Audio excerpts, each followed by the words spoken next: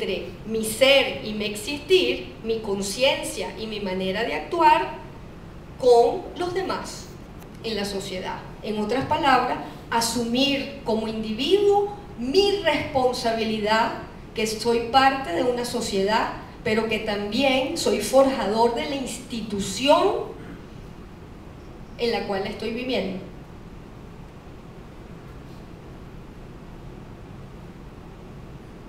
Les voy a hacer otra cita de Thoreau. Es que es maravilloso este autor. Parece que estuviese escribiendo ahorita en el 2018.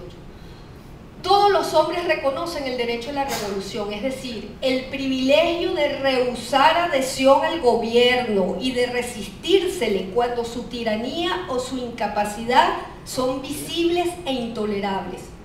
Cuando los roces buscan máquina en que alojarse y la opresión y el robo se organizan, yo digo, desprendámonos de esta máquina inmediatamente, que cada hombre juzgue por sí mismo aquellos casos en los que un pueblo, al igual que el individuo, debe hacer justicia a cualquier precio. ¿Por qué él habla del deber de la desobediencia civil? Porque el deber de la desobediencia civil se activa, la ética se activa, se materializa cuando se convierte en una acción política. Cuando es una acción política, nosotros ejercemos el derecho de nuestro deber de desobedecer a un Estado arbitrario, ilegítimo e ilegal. Entonces, tiene que estar acompañado también lo ético, lo político.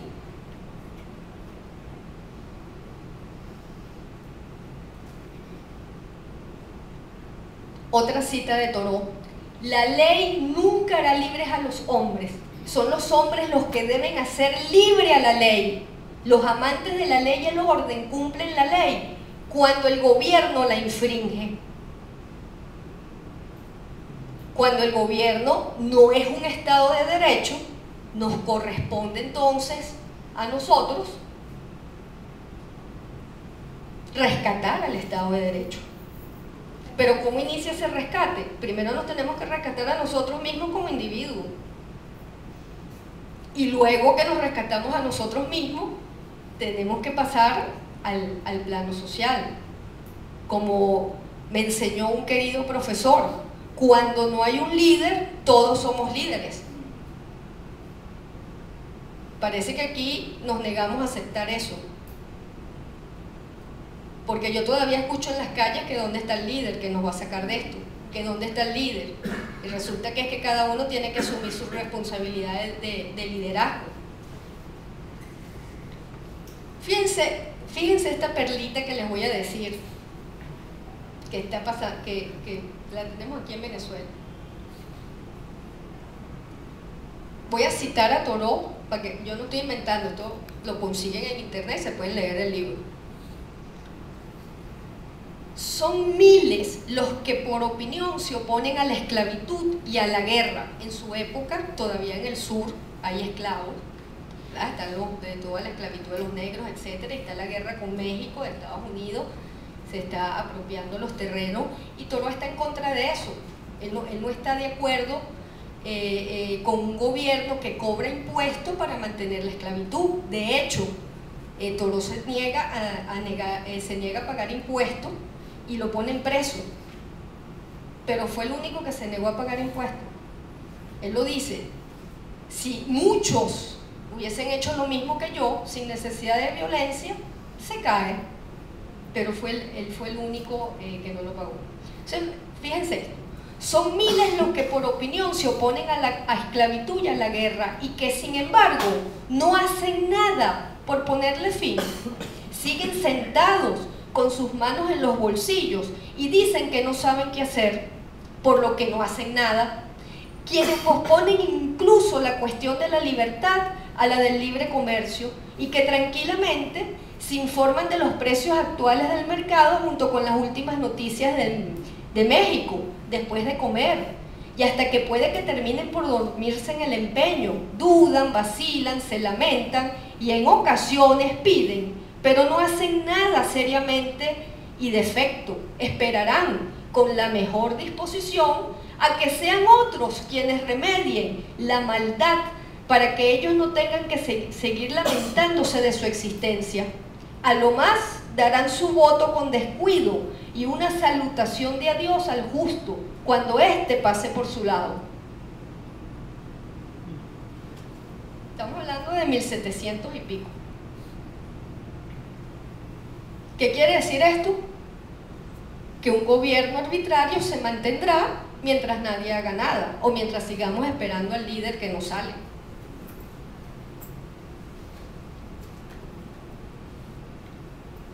¿Cuál es el punto al que nos lleva Thoreau? ¿Cuál es el punto del despertar de la conciencia? La pregunta que se tiene que hacer cada quien en su fuero interno.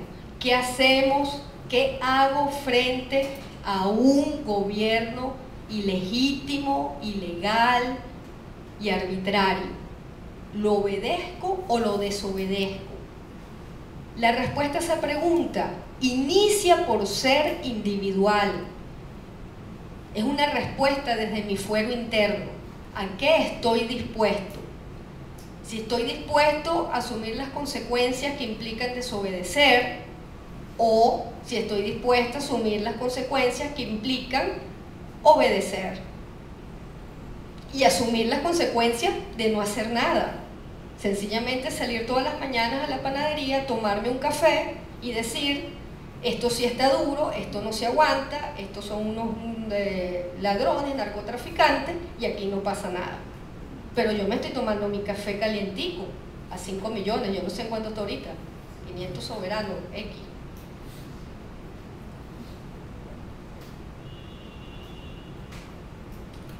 Cito a Thoreau: si la injusticia forma parte de la necesaria fricción de toda máquina de gobierno de naturaleza tal que requiere de vosotros como agentes de injusticia para otros, entonces os digo, romped la ley, que vuestra vida sea una contradicción que detenga la máquina.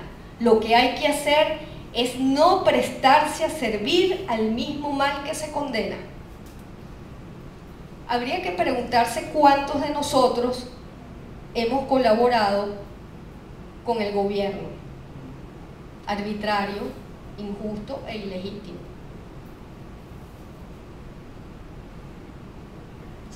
Pero para Thoreau basta que uno se oponga. Dice: uno vale por miles, por 1 millón, porque fue su experiencia. Él fue el único que no pagó impuestos y su consecuencia es que fue preso.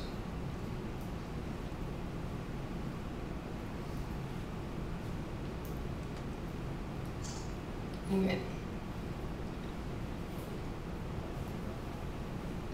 El resto lo dejamos para la sesión de preguntas.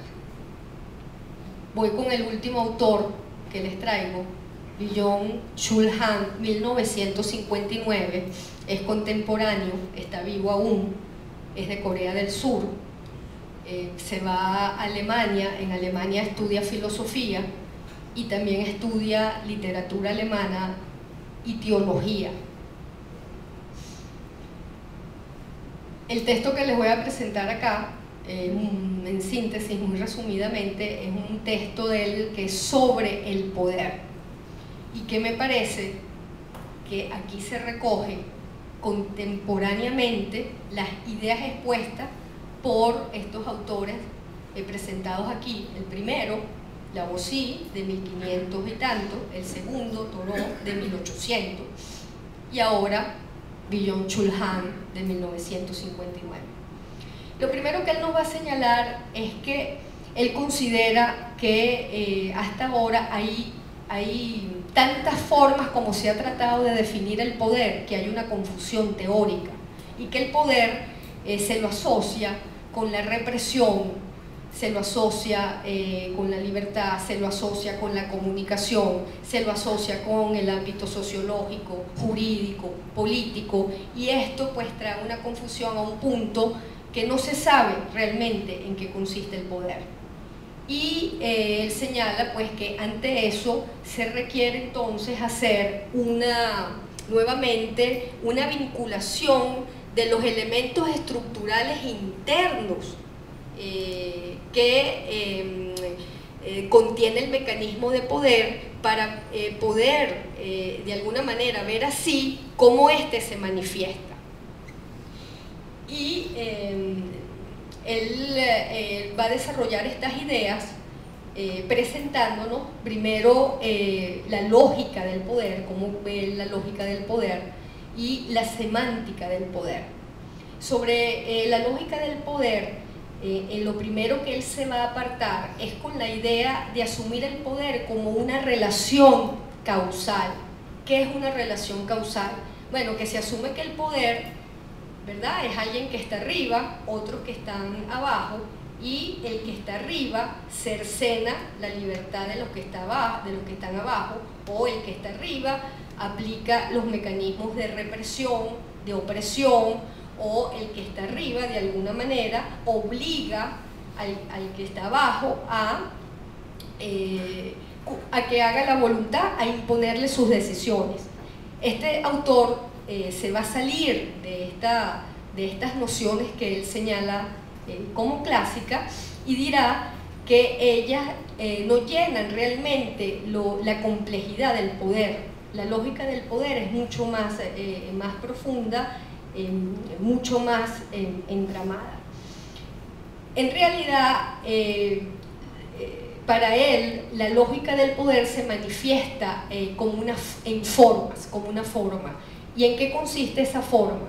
No, para él el poder no requiere de la represión, no requiere, ¿verdad?, del uso de la fuerza. Bueno, por la siguiente razón: basta con que el que tenga el poder convenza al otro de que actúe según sus designios, pero que actúe porque él lo consiente así, o en otras palabras, que los otros asuman el hacer del soberano como si fuese nuestro hacer libremente. ¿Qué quiere decir esto? Que la lógica del poder consiste en una continuidad. El soberano se reafirma en el otro en la medida en que el otro cree que actúa libremente, pero en realidad no actúa libremente, sino que sus acciones obedecen a lo que quiere el poder. Pero el otro no está consciente de esa situación. ¿Por qué el otro no está consciente de esa situación?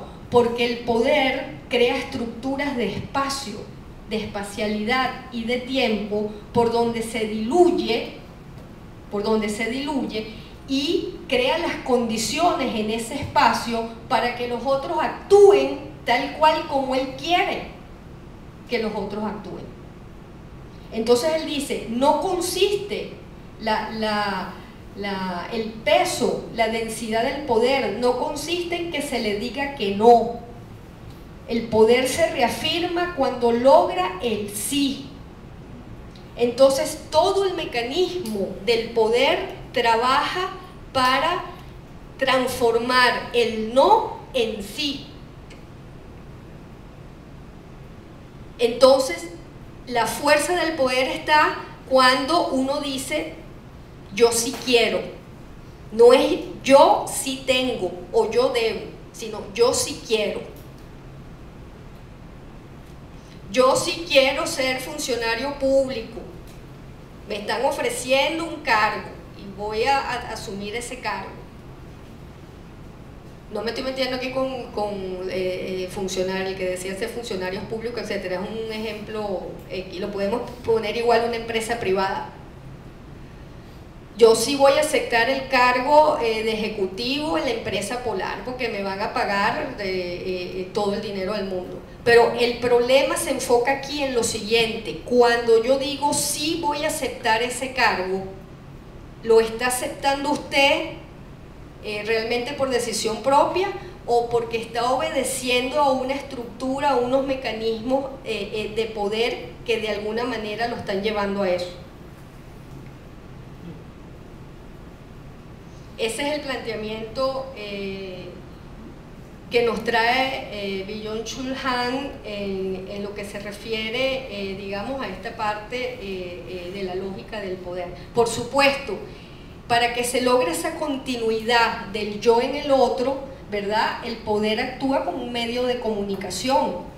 Es necesario que la comunicación fluya y que en esa fluidez haya una intermediación. Por consiguiente, otra de las características del poder es que es un fenómeno que establece relaciones, que relaciona.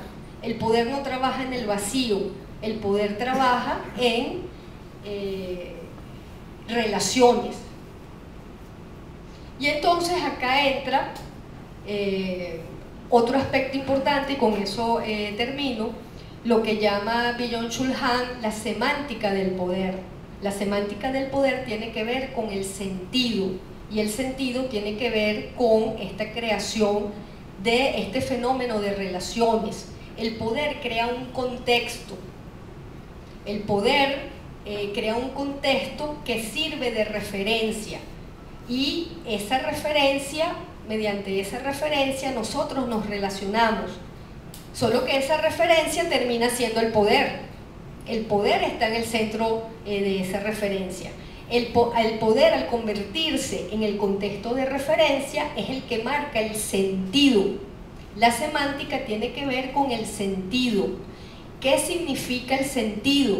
Que el poder marca el para qué y el hacia dónde. El poder, para decirlo cotidianamente, ¿verdad? El poder es quien nos provee a nosotros nuestro sentido de vida. En otras palabras, todas las veces que nosotros nos levantamos y tomamos un carrito propuesto, nos cepillamos los dientes, etc., estamos funcionando como unas máquinas automáticas en respuesta del sentido que nos proporciona el poder. ¿Por qué? Porque nosotros cuando llegamos a la sociedad, llegamos ya a unas instituciones establecidas y a un lenguaje establecido, y en eso nos socializa, y ese es el mecanismo más fuerte del poder. Pero cuando el poder se vuelve tiránico, utiliza todos estos instrumentos para consolidarse en el poder. Entonces el poder en estas relaciones de sentido se diluye en la cotidianidad, en los hábitos de cada uno de nosotros. No nos damos cuenta,